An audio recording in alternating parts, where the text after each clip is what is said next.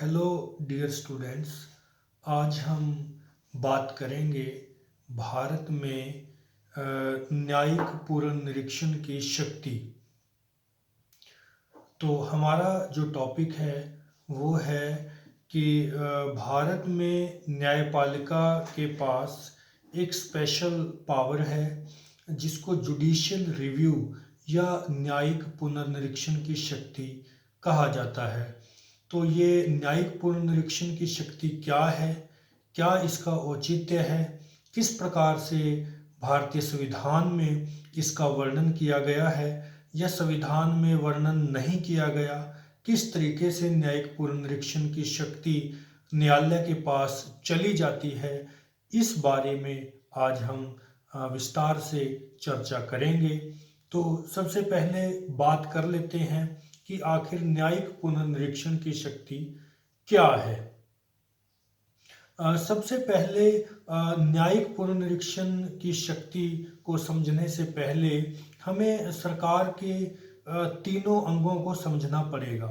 जैसा कि भारतीय लोकतंत्र में सरकार के तीन अंग हैं जिनको कार्यपालिका, विधानपालिका और न्यायपालिका कहते हैं। हालांकि सरकार के तीनों अंग एक दूसरे से स्वतंत्र हैं, किसी भी एक अंग का दूसरे अंग के ऊपर कोई प्रभाव नहीं होता, परंतु फिर भी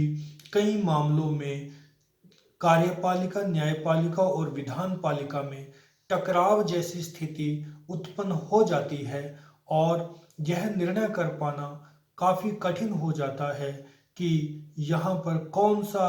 जो सरकार का अंग है वो सही है या कौन सा जो अंग है वो गलत आचरण कर रहा है। परंतु भारतीय संविधान का यदि अध्ययन तरीके से किया जाए,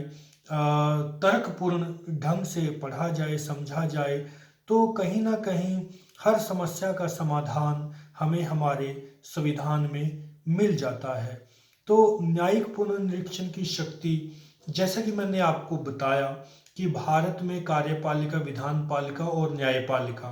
तीनों का कार्य अलग है। कार्यपालिका का कार्य जो है वो कानूनों को लागू करना है, विधानपालिका का कार्य कानूनों को बनाना है और न्यायपालिका का कार्य जो है वो बनाए हुए कानूनों और विधानों की रक्षा करना है। और यदि कोई इन कानूनों या विधानों के अनुसार आचरण नहीं करता तो उसे जो है सजा देना है या उसके विरुद्ध कार्यवाही करना है या उसके विरुद्ध कार्यवाही को अनुमोदित करना है। ये विधानपालिका का कार्य है। परंतु कई बार ये देखने में आया है कि जब कार्यपालिका और विधानपालिका अपना कार्य सही तरीके से ना करें या उनके कार्य में किसी प्रकार की कोई कमी रह जाए तो न्यायपालिका का ये कर्तव्य बन जाता है कि इनको सही मार्ग पर चलाने का आदेश दें। अब बात करते हैं न्यायपालिका की न्यायिक पुनर्निरीक्षण की शक्ति। सबसे पहले इसका अर्थ क्या है वो जान लेते हैं। न्यायिक पुनर्निरीक्षण का साधारण शब्दों में यदि अर्थ देखा जाए तो वो ये है कि जब कोई भी राज्य का विधानमंडल या केंद्र की सरकार संविधान में वर्णित कुछ उपबंधों के खिलाफ कानून बना दे या कोई ऐसा कानून, ऐसी नीति या ऐसा नियम बना दे जिसका संविधान में कहीं भी जिक्र नहीं है और जो संविधान की एक तरह से मुखालफत करता हो, ऐसा कानून बना दे, ऐसी नीति बना दे या ऐसा कोई नियम बन जाए विधानपालिका के द्वारा या कार्यपालिका के द्वारा, कोई ऐसा विधान बन जाए, कोई ऐसा नियम बन जाए जिसका जो कि संविधान में वर्णित उपबंधों या अनुच्छेदों के खिलाफ हो, तो ऐसे कानून को गैर कानूनी घोषित करने का जो कार्य है वो ही न्यायपालिका की वैधानिक पुनर्निरीक्षण की या न्यायिक पुनर्निरीक्षण की शक्ति कहलाता है। यानी अन्य शब्दों में जब विधान पालिका द्वारा कोई ऐसा कानून बना दिया जाता है जो संविधान के खिलाफ है, संविधान के किसी अनुच्छेद के खिलाफ है, या संविधान की किसी धारणा के खिलाफ है, या संविधान के किसी उपबंध के खिलाफ है, तो उसको गैर कानूनी घोषित करना ये न्यायपालिका की न्यायिक पुनर्निरीक्षण की शक्ति कहलाता है। न्यायिक पुनर्निरीक्षण की शक्ति कई तरह से इसको अंजाम दिया जाता है। हालांकि भारतीय संविधान में कहीं भी न्यायिक पुनर्निरीक्षण शब्द का प्रयोग नहीं किया गया है, और ना ही किसी विशेष उपबंध में, किसी विशेष आर्टिकल में, किसी विशेष अनुच्छेद में ऐसा कोई वर्णन कहीं पे जो है हमें नहीं मिलता जो ये कहता हो कि न्यायपालिका के पास न्यायिक पुनर्निरीक्षण की शक्ति होगी। परंतु बहुत सारे ऐसे संकेत हमें संविधान में मिलते हैं जिनसे ये पता चलता है कि यदि विधान पालिका द्वारा कोई गलत कानून बना दिया जाए, संविधान के खिलाफ कोई कानून बना दिया जाए, तो बहुत सारे अनुच्छेदों का लाभ उठाकर, बहुत सारे अनुच्छेदों का प्रयोग कर कर न्यायपालिका उन कानूनों को, उस नीति को या नियम को असंवैधानिक या गैर कानूनी घोषित कर सकती है, और ऐसे कानूनों को रद्द भी जो है न्यायपालिका द्वारा किया जा सकता है। तो बहुत सारे ऐसे उपबंध हैं, बहुत सारे ऐसे आर्टिकल हैं जो स्वतः ही न्यायपालिका को न्यायिक पुनर्निरीक्षण की जो शक्ति है वो दे देते हैं। सबसे पहले बात कर लेते हैं आर्टिकल 13 की। आर्टिकल 13 में स्पष्ट लिखा है कि ऐसे कानून जो लोगों को दिए गए मौलिक अधिकारों के विरुद्ध हों, यानी कोई भी ऐसा कानून यदि गवर्नमेंट बना दे, यदि सरकार या विधान पालिका कोई ऐसा एक्ट या कानून या बिल पास कर दे जो मौलिक अधिकारों की अवहेलना करता हो, जिसमें किसी व्यक्ति या व्यक्तियों के मौलिक अधिकारों की उल्लंघना होती हो, तो ऐसे कानून को कतई भी न्यायपालिका द्वारा बर्दाश्त नहीं किया जा सकता। अतः ऐसे कानून को न्यायपालिका द्वारा रद्द कर दिया जाता है। मौलिक अधिकारों के विरुद्ध कोई भी संशोधन न्यायपालिका में यदि ऐसा कोई केस आता है कि सरकार ने या सरकार के महत्वपूर्ण अंग विधान पालिका ने कोई ऐसा कानून बना दिया है जिसमें या जिसके द्वारा मौलिक अधिकारों की अवहेलना होती है, उस कानून को न्यायपालिका जो है रद्द करने का अधिकार रखती है अनुच्छेद 13 के अनुसार। दूसरा जो अनुच्छेद है वो है अनुच्छेद 32। जैसा कि हम मौलिक अधिकारों में पढ़ते हैं कि हमारा जो छठा और अंतिम और बहुत ही महत्वपूर्ण अधिकार है वो है मौलिक अधिकारों को सुरक्षित रखने का अधिकार, या उपचारों का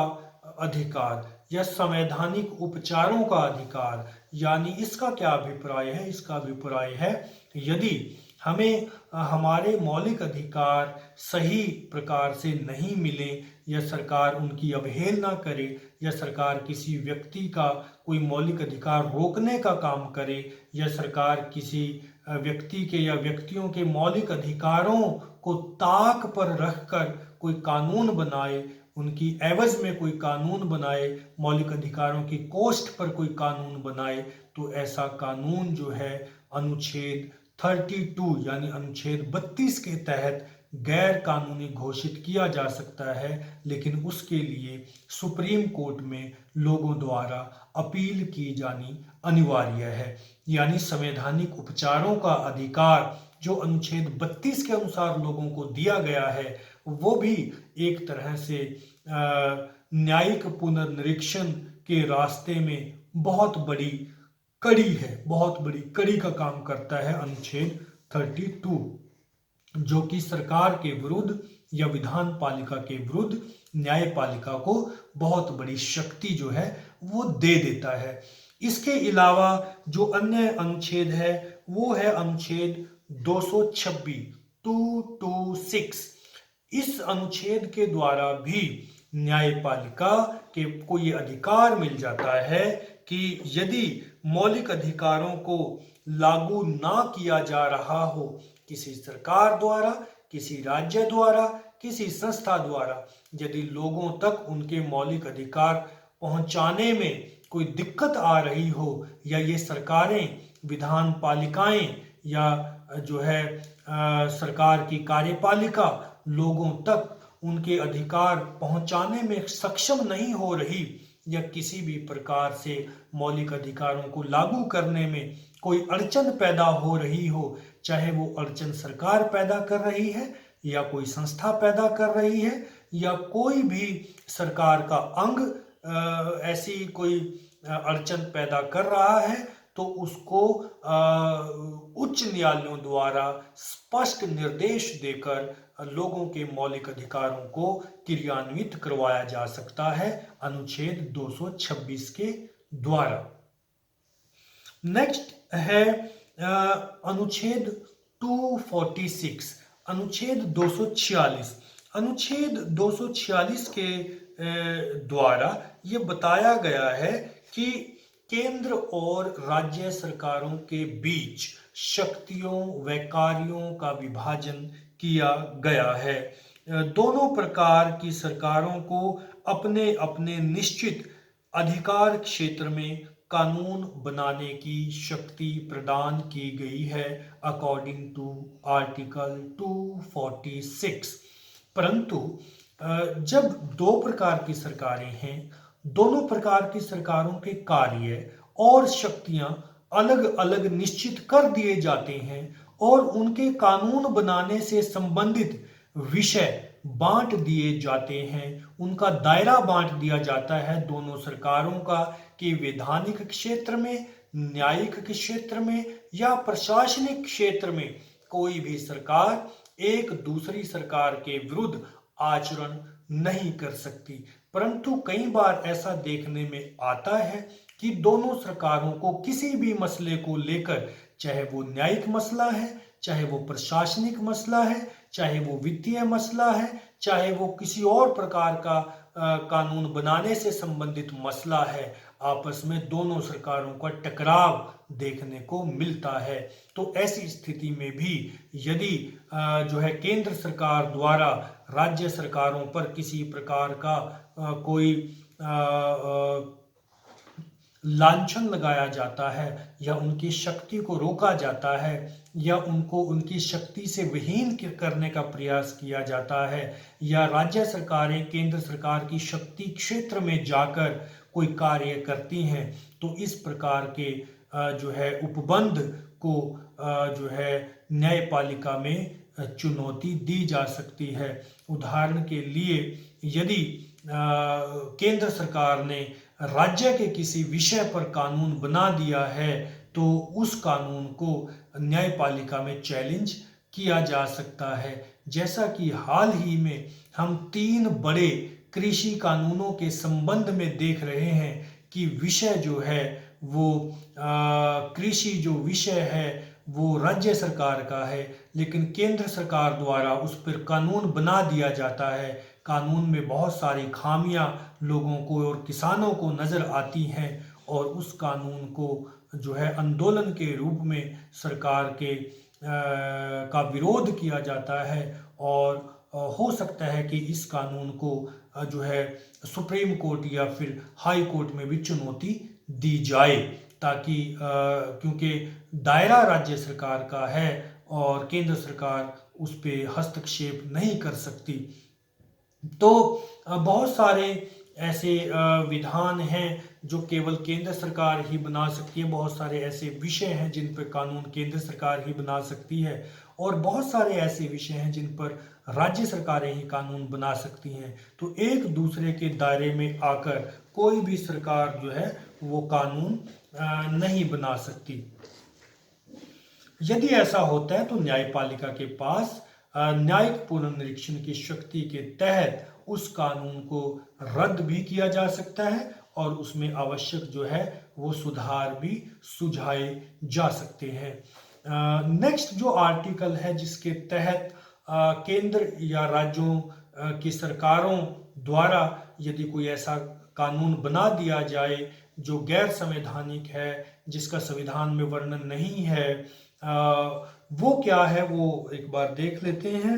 अनुच्छेद 124 यानी अनुच्छेद 124। अनुच्छेद 124 में व्यवस्था की गई है कि सर्वोच्च न्यायालय के न्यायाधीश अपने पद पर आसीन होने से पूर्व निश्चित रूप में यह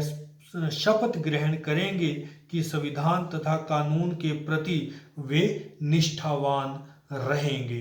तो ये भी एक तरह से न्यायपालिका को एक शक्ति मिल जाती है, क्योंकि जो न्यायाधीश हैं, जो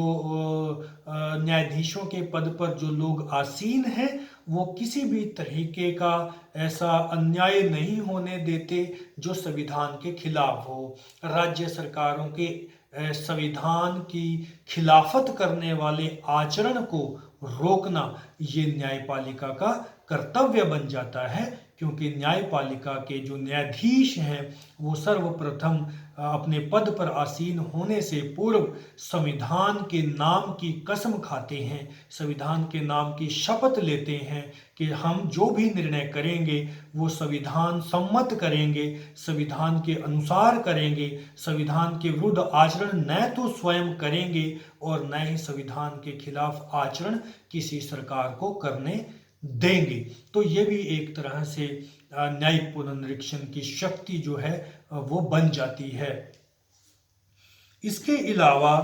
कुछ एक और पॉइंट हम डिस्कस कर सकते हैं। हमने इन अनुच्छेदों में देखा, चाहे वो अनुच्छेद 13 है, चाहे वो अनुच्छेद 26 है, 226 है, चाहे वो अनुच्छेद 32 है, चाहे अनुच्छेद 246 है या फिर अनुच्छेद 124 है। इन सभी अनुच्छेदों के द्वारा जो है न्यायपालिका को कार्यपालिका या सरकार के विरुद्ध ऐसी शक्ति प्रदान हो जाती है, मिल जाती है कि वह संविधान के विरुद्ध आचरण ना करें।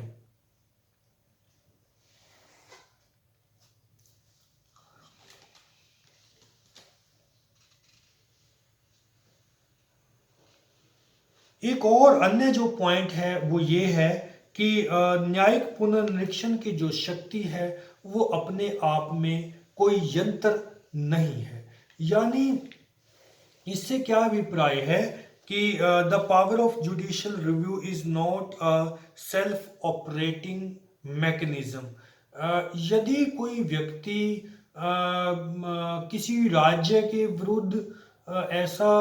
ऐसी शिकायत करता है कि उसने संविधान के दायरे से बाहर जाकर कोई कानून बनाया है या मौलिक अधिकारों के खिलाफ कोई कानून बनाया है या अनुच्छेद 246 के खिलाफ कोई कानून बनाया है या फिर अनुच्छेद 124 के खिलाफ कोई कानून बनाया है, तभी जो है इस प्रकार के केसेस को एंटरटेन किया जाता है कोर्ट के द्वारा और तभी उनको गैर कानूनी घोषित किया जाता है। यानी सुप्रीम कोर्ट या हाई कोर्ट या न्यायपालिका स्वतः इस बात का संज्ञान नहीं ले सकते कि कोई कानून जो है वो संविधान के खिलाफ है, संविधान की मुखालफत करता है। किसी व्यक्ति द्वारा, किसी जो है राज्य द्वारा, किसी संगठन द्वारा, किसी राजनीतिक पार्टी द्वारा या लोगों के किसी अन्य सामाजिक आर्थिक राजनीतिक क्षेत्रों के समुदायों या संघों द्वारा जब तक ऐसी शिकायत न्यायालय के समक्ष नहीं की जाती तब तक जो है किसी भी कानून को गैर कानूनी घोषित नहीं किया जाता या गैर संवैधानिक घोषित नहीं किया जाता। अपने आप न्यायपालिका स्वतः संज्ञान लेकर ऐसा नहीं कर सकती, किसी व्यक्ति या संस्था द्वारा इसकी शिकायत की जानी अनिवार्य है। अब बात कर लेते हैं न्यायिक पुनर्निरीक्षण की जो न्यायालय के पास शक्ति है उसकी आलोचना की। कई आधारों पर इस व्यवस्था की आलोचना की जाती है कि न्यायालय के पास ये व्यवस्था नहीं होनी चाहिए कि वो लोगों के द्वारा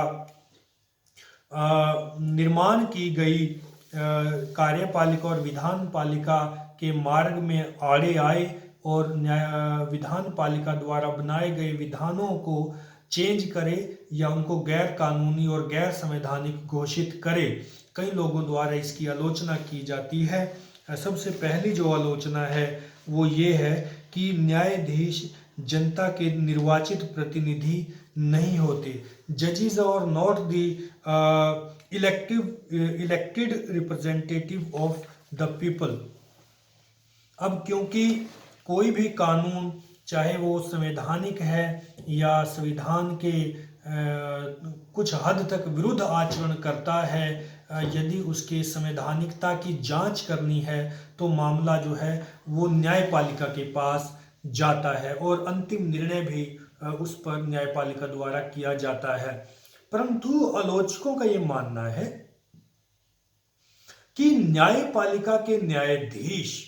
लोगों के प्रति उत्तरदायी या रिस्पॉन्सिबल नहीं होते।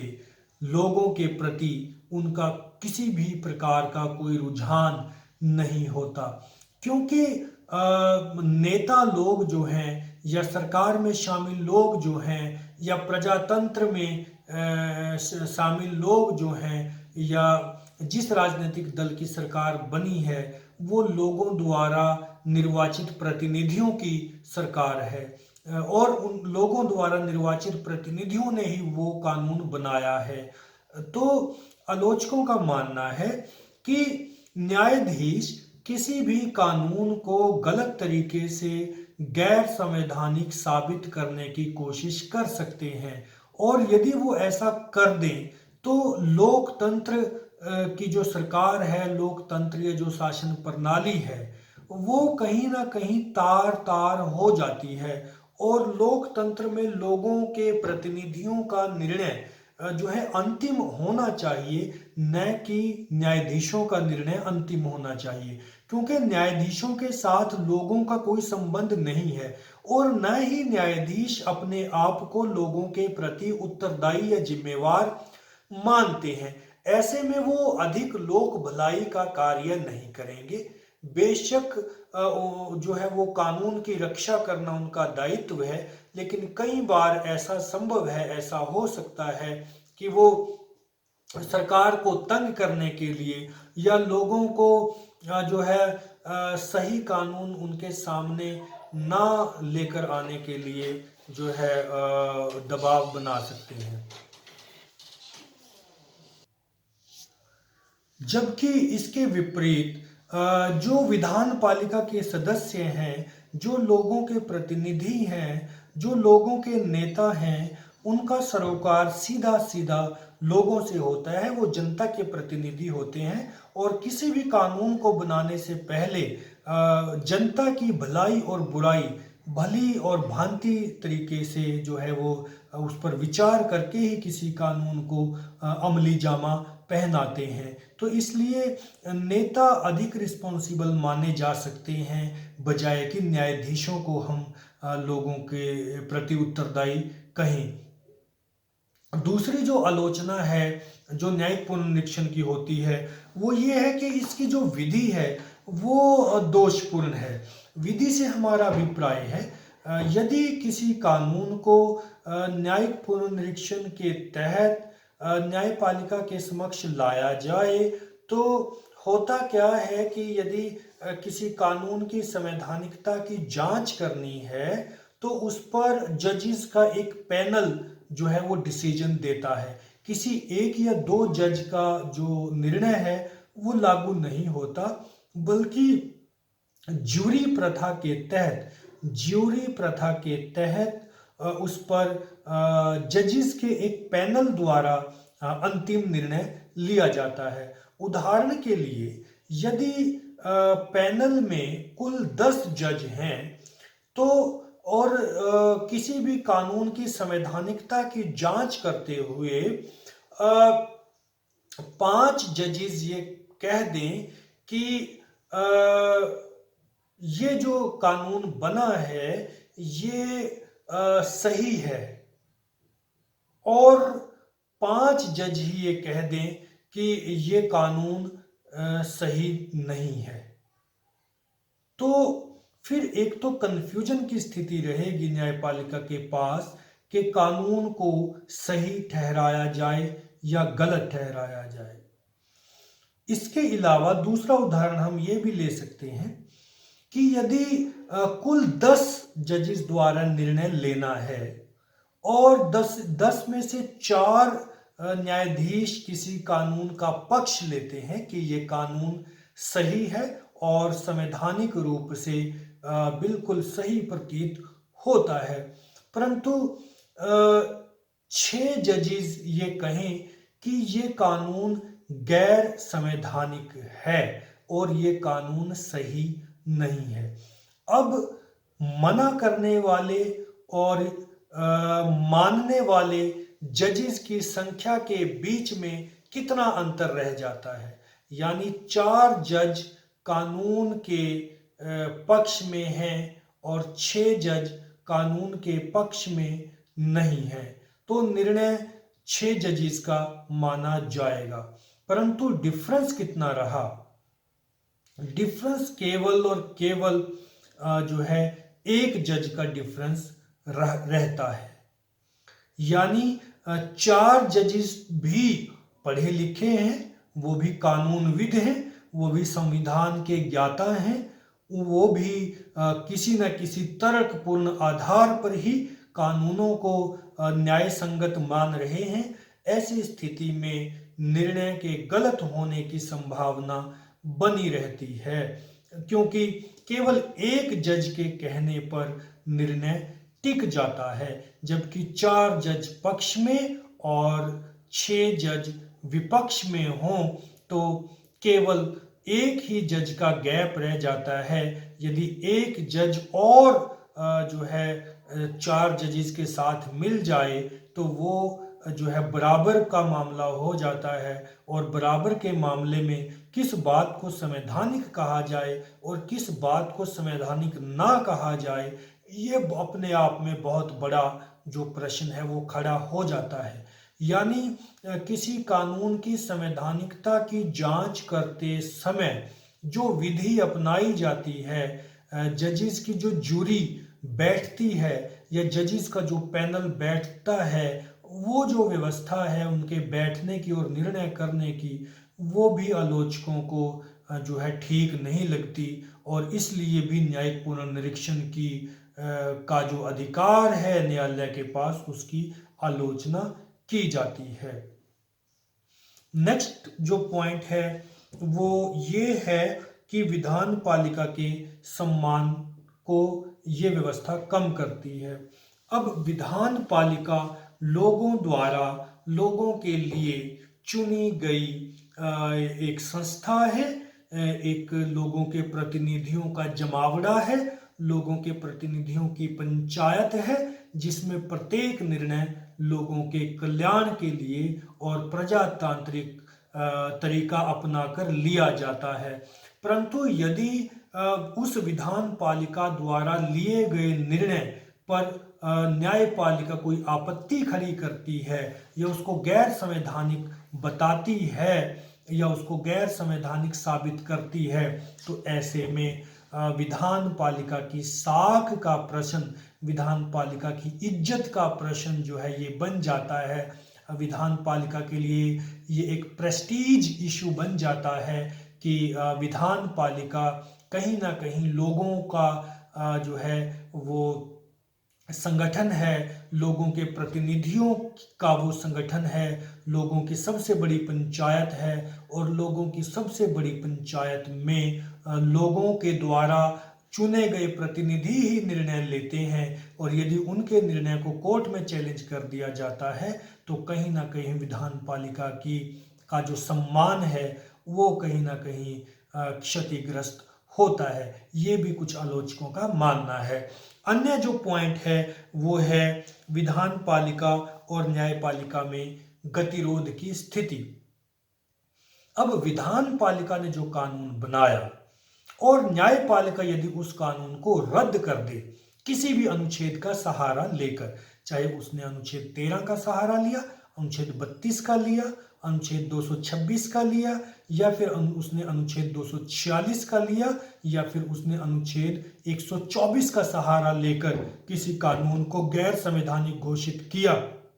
तो ऐसी स्थिति में, जैसा कि मैं पिछले पॉइंट में भी जो है डिस्कस कर रहा था, तो दोनों सरकार के अंगों के लिए प्रेस्टीज का प्रश्न बन जाता है, सम्मान का प्रश्न बन जाता है। एक तरह से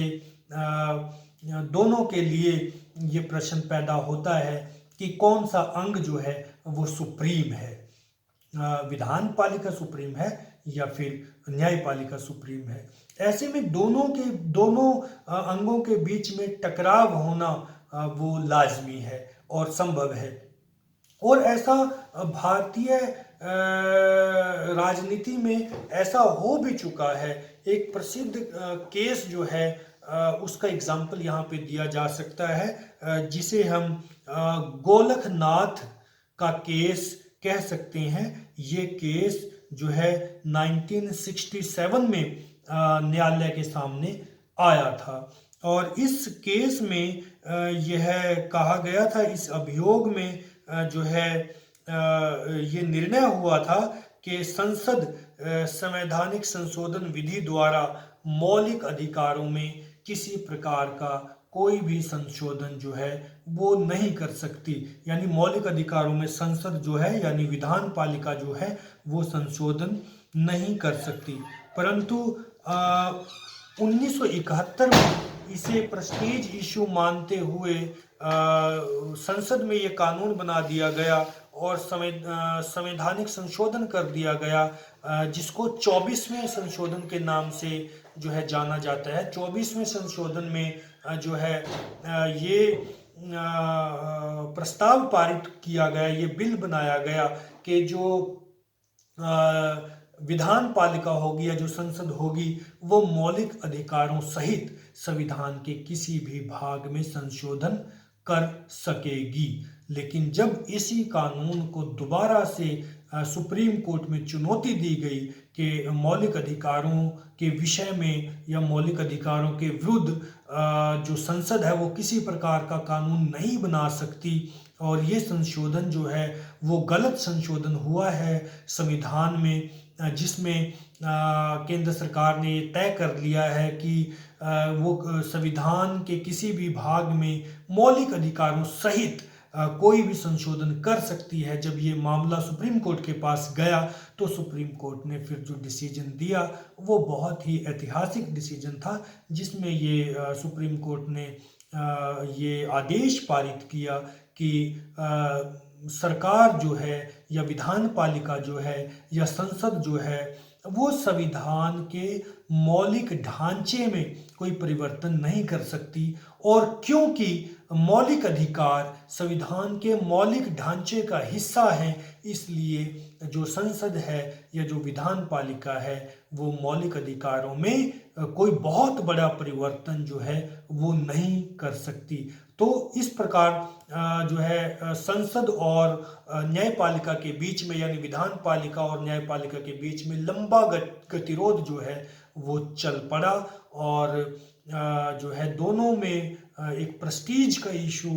बन गया कि किसका निर्णय अंतिम होगा और अंततः संविधान की व्याख्या करने का प्रश्न जो है वो न्यायपालिका के पास है। तो इसलिए अंततः न्यायिक पुनर्निरीक्षण की शक्ति पर जो है वो स्टाम्प लगा दी गई और न्यायिक पुनर्निरीक्षण की शक्ति को औचित्यपूर्ण जो है वो ठहरा दिया गया। तो लेकिन अब आलोचकों का ये मानना है कि न्यायिक पुनर्निरीक्षण की शक्ति के तहत जो लोगों द्वारा चुनी गई सरकार है उसकी कहीं ना कहीं अवहेलना जो है वो हो जाती है। ये आलोचकों का बड़ा मत है। नेक्स्ट जो पॉइंट है वो है कानून का मुख्य उद्देश्य नष्ट हो जाता है। जब तक कि विधान पालिका और कार्यपालिका दोनों में गतिरोध चलता रहे, यदि किसी कानून को लेकर उसके संवैधानिकता की जांच करने को लेकर लंबा समय बीत जाता है, कई बार ये देखने को मिलता है कि न्यायपालिका और विधान पालिका का गतिरोध जो है वो लंबा खींच जाता है और जो है न्यायपालिका में मुद्दा बहुत देर तक चलता रहता है। तो ऐसे में जो कानून की जरूरत थी, जब कानून की प्रासंगिकता थी, क्योंकि कई कानून तुरंत चाहिए होते हैं, कई कानूनों को तुरंत अमली जामा पहनाना होता है, कई कानूनों की बहुत अर्जेंट रिक्वायरमेंट होती है। तो अगर जो है मुद्दा लंबा खिंच जाए तो वो रिक्वायरमेंट जो है वो नष्ट हो जाती है, उनका उद्देश्य नष्ट हो जाता है, जब तक कि ऐसे कानूनों पे न्यायपालिका का निर्णय आता है। ये भी आलोचकों का एक बहुत बड़ा मत है। नेक्स्ट है न्यायिक तानाशाही स्थापित होने की संभावना बनी रहती है, क्योंकि लोकतंत्र में लोगों की सरकार होती है, लोगों के चुने हुए प्रतिनिधियों की सरकार होती है, और विधान पालिका में लोगों के चुने हुए प्रतिनिधि ही भाग लेते हैं, लोगों के चुने हुए प्रतिनिधि ही उनके लिए कानून, नीति और नियमों का निर्माण करते हैं। ऐसे में यदि किसी नीति, नियम या कानून को कोर्ट में चैलेंज कर दिया जाता है तो